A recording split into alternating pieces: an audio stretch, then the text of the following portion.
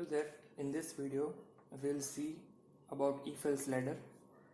Here we will have a look at the same example with slightly improved logic than that of if-else.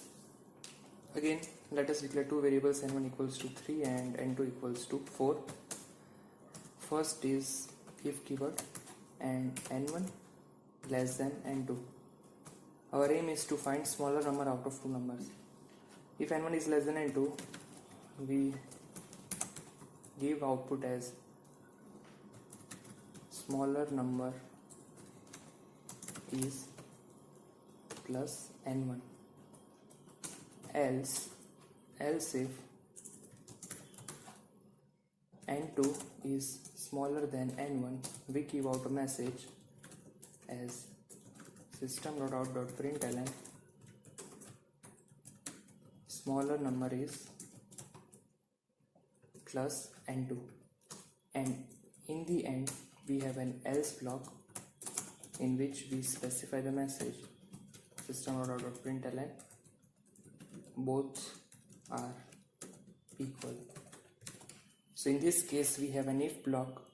The condition is if n1 is less than n2, we print out as smaller number is n1. If that is not the case, we again check is n2 less than n1. If it is true, then it will execute this else if block and give the output as smaller number is n2, which is 4.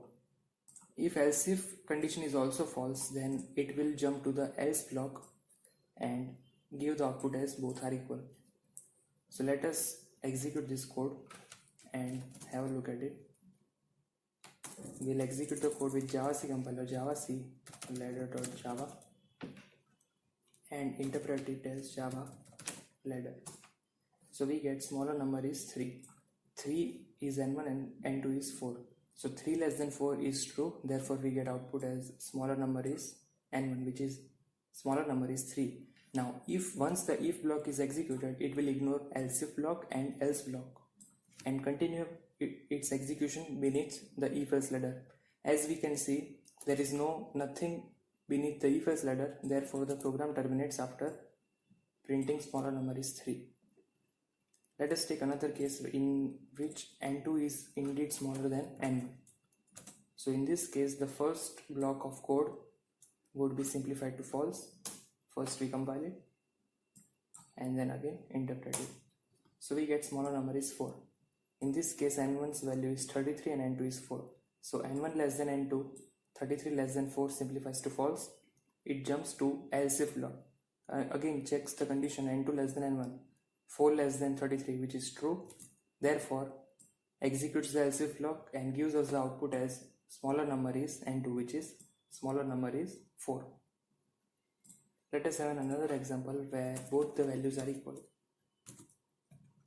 Again compile it and interpret it. So n1 less than n2, 33 less than 33 simplifies to false. Jump to else if n2 less than n1, 33 less than 33 again false. In the end execute the else block which prints out both are equal. So we get output as both are equal, which is indeed true as 33 equals to 33. So this was the working of if else ladder.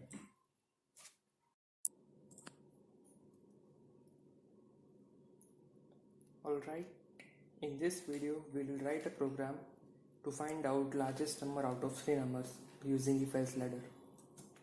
So first of all, let us declare 3 variables of type float.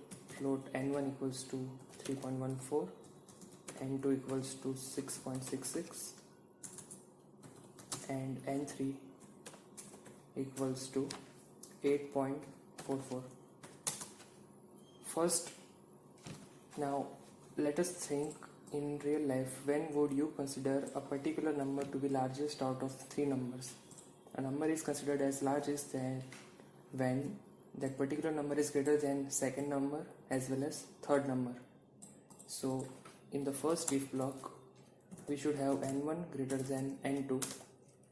Also we should have n1 greater than n3.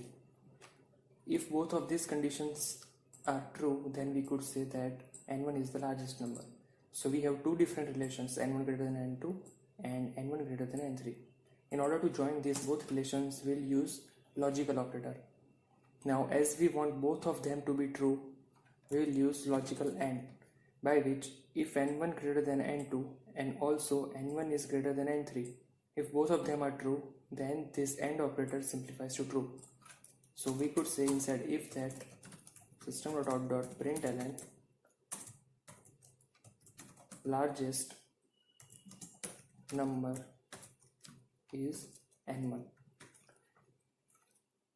In else if block, we will check for n2.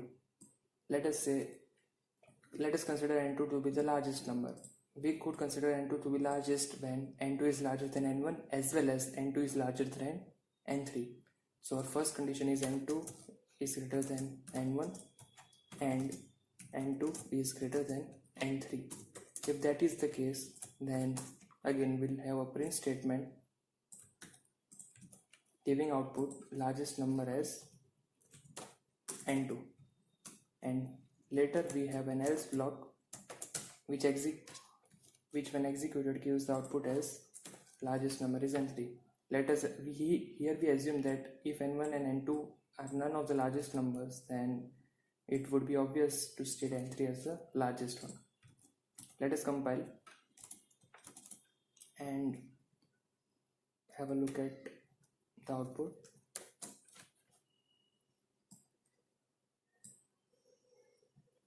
Lossy conversion, okay. So for more precision, let us use double as a data type. Java ladder. Okay, so the name of the class doesn't match the file name, so let us change the class name to ladder1 and recompile it and again interpret it.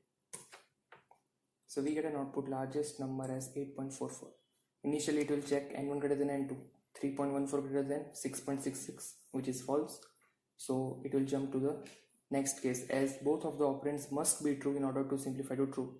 As one of the operand is false, then it will ignore the subsequent case. In else if n2 greater than n1, 6.66 is greater than n1, which is true, and n2 greater than n3, 6.66 greater than 8.44, which is false. So true and false.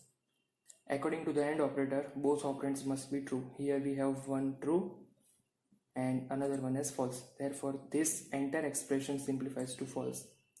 It will jump to the else case and give the output as largest number n3, which is largest number 8.44.